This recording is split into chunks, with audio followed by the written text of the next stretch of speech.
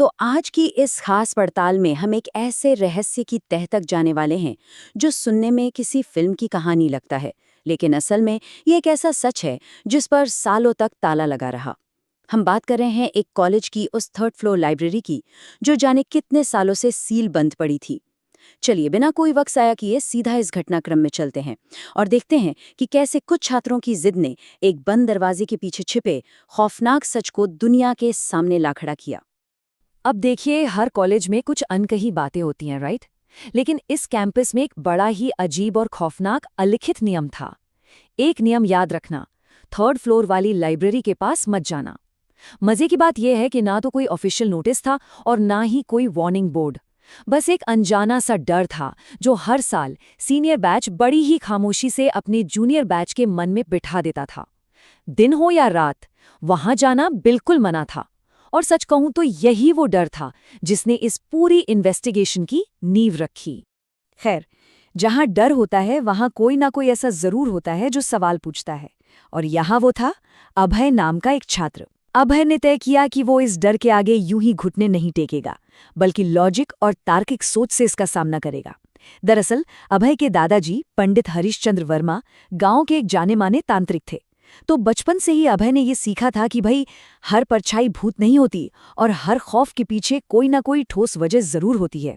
उसका सीधा सा फंडा था, अगर हम डर कर सवाल पूछना ही बंद कर देंगे तो सच आखिर बाहर कैसे आएगा। अगर हम इस पूरे मामले के इतिहास के पन्ने पलटें तो चीजें काफी उलझी हुई नजर आती हैं। जब अभय और उसकी टीम ने पड़ताल शुरू की और प्रिंसिपल डॉक्टर शर्मा से बात की तो एक पुराना वाकया सामने आया। करीब 12 साल पहले की बात है। शेखर नाम का एक जूनियर लाइब्रेरियन रात की शिफ्ट में काम कर रहा था। अगली सुबह वो वहां बेहोश मिला।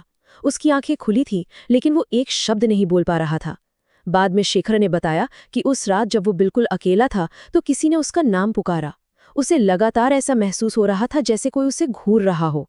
और बस उसी घटना के बाद से उस लाइब्रेरी के दरवाजों पर हमेशा के लिए ताला जड़ दिया गया।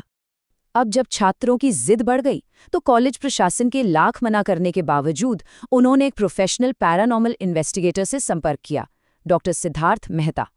डॉक्टर मेहता का काम करने का तरीका बिल्कुल अलग था।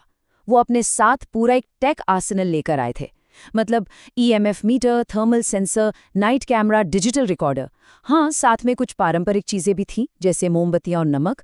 उनका मकसद एकदम साफ था, जो कुछ भी वहां मौजूद है, जो हमें दिखाई नहीं दे रहा, उसे इन आधुनिक मशीनों के जरिए रिकॉर्ड करना।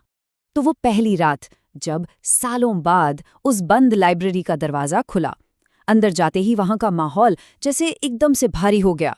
मशीनें चालू हुईं और ईएमएफ मीटर की सुई अचानक से पागलों की तरह ऊपर भागने लगी। हैरानी की बात यह थी कि वहां बिजली का कोई कनेक्शन ही नहीं था। फिर अचानक से एक पुरानी ट्यूबलाइट जली और बुझ गई।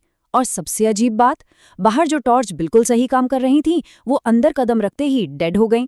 ऐसा लग रहा था मानो वो जगह किसी भी तरह की आधुनिक रोशनी को वहां टिकने ही नहीं देना चाहती थी। हालात इतने अजीब हो गए कि टीम को पहली ही रात वहां से तुरंत पीछे हटना पड़ा। अगर आपको लग रहा है कि पहली रात डरावनी थी, तो जरा दूसरी रात का हाल सुनिए। हालात बद से बदतर हो गए। शेल्फ से किताबें अचानक अपने आप जमीन पर गिरने लगीं। और सबसे बड़ा झटका तो तब लगा जब टीम के मोबाइल फोन्स जो पूरी तरह चार्ज थे, पलक झपकते ही 0% बैटरी पर आके स्विच ऑफ हो गए।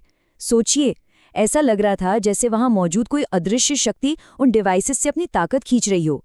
और जब बाद में डिजिटल रिकॉर्डर का ऑडियो चेक किया गया तो उसमें कुछ ऐसी फुसफुसाहटें रिकॉर्ड हुई थी जो यकीनन टीम के किसी भी सदस्य की नहीं थी। तीसरी रात तक आते आते चीजें पूरी तरह से टीम के कंट्रोल से बाहर हो चुकी थीं।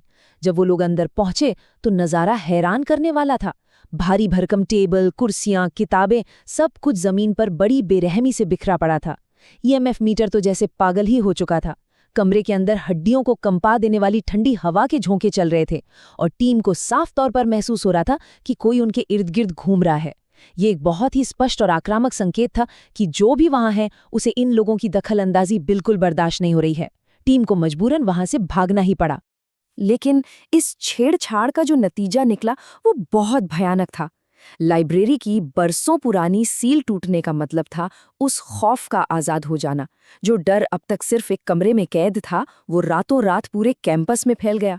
सोचिए, क्लासरूम की आखिरी बेंच पर परछाइयां दिखने लगीं, वॉशरूम के दरवाजों के पीछे भारी कदमों की आवाजें और रात के सन्नाटे में हॉस्टल के बाहर किसी लड़की के रोने की आवाज। इस सब ने पूरे कॉलेज में ऐसी दहशत फैलाई कि प्रशासन के तो हाथ पैर ही फूल गए। अब यहाँ इस पड़ताल में एक बड़ा ही दिलचस्प और अनोखा मोड़ आता है। जब साइंस और उसकी मशीनें कुछ खास नहीं कर पाईं, तो रुख किया गया सदियों पुराने पारंपरिक तरीकों की तरफ। एक तरफ थे डॉक्टर सिद्धार्थ अपने ईएमएफ मीटर और सेंसर्स के साथ, तो दूसरी तरफ एक आखिरी उम्मीद के तौर पर बुलाए गए सत्यदेव बाबा। बाबा का तरीका बिल्कुल अलग था। उन्होंने कमरे में नमक की रेखाएं खींची, संस्कृत के मंत्र पढ़े, मतलब एक ही रहस्य को सुलझाने के लिए दो बिल्कुल अलग दुनिया के लोग और उनके तरीके एक साथ काम कर रहे थे। और फिर बाबा के दखल देने के बाद वो हुआ जिसने सबके रोंगटे खड़े कर दिए। बाबा ने जैसे ही अपना अनुष्ठान शुरू किया, उस लाइब्रेरी का तापमान अचानक बर्फ की तरह ठंडा हो गया और उसी वक्त डॉक्टर सिद्धार्थ के डिजिटल रिकॉर्डर ने एक आवाज पकड़ी, एक बेहद साफ लेकिन दर्द से भरी आवाज। मुझे यहां बांध दिया गया। ये कोई मामूली भूतिया घटना नहीं थी। ये आवाज चीख चीख कर बता रही थी कि उस बंद कमरे में कोई बहुत बड़ा अन्याय हुआ है, जिसे बहुत चालाकी से सालों तक दफना कर रखा गया था। और बस यहीं से पूरी कहानी पलट गई।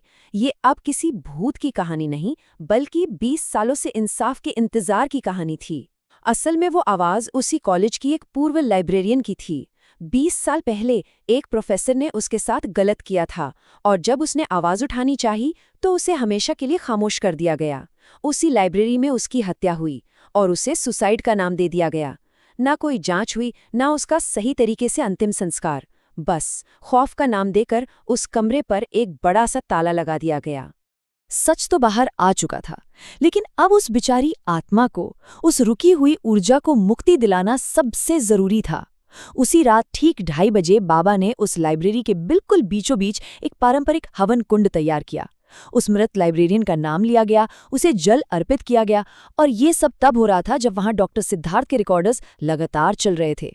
पूरे विधि विधान से उसका वो अंतिम संस्कार किया गया जिसका इंतजार वो पिछले 20 सालों से कर रही थी।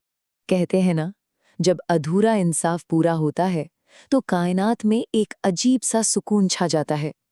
अंतिम संस्कार की विधि पूरी होते ही उस डरावनी लाइब्रेरी में एक बहुत ही शांत और गहरी चुप्पी छा गई। वो ईएमएफ मीटर जो अब तक पागलों की तरह बीप कर रहा था, बिल्कुल जीरो पर आ गया। रिकॉर्डर एकदम शांत हो गए और सबसे बड़ी बात, कैंपस में जो भी अजीबोगरीब घटनाएं घट रही थीं, वो मानो जैसे कभी थी ही नहीं। सब कुछ हमेशा हमेशा के लिए शांत हो गया। तो इस पूरी पड़ताल के आखिर में एक बहुत गहरा सवाल हमारे सामने आता है। जब भी महज एक डर की वजह से किसी जगह को या किसी बात को हमेशा के लिए सील कर दिया जाता है, तो क्या सच में हम खुद को सुरक्षित कर रहे होते हैं, या फिर अनजाने में ही सही किसी के न्याय पर, किसी कड़वे सच पर ताला लगा रहे होते हैं? डर अक्सर सच्चाई को छुपाने का सबसे आसान हथियार होता है, लेकिन थोड़ी सी तार्किक जिज्ञासा ने 20 साल पुरानी एक खौफनाक रात से पर्दा उठा दिया। ये यकीनन सोचने वाली बात है ना? खैर, इसी के साथ हमारी आज की ये पड़ताल यहीं समाप्त होती है।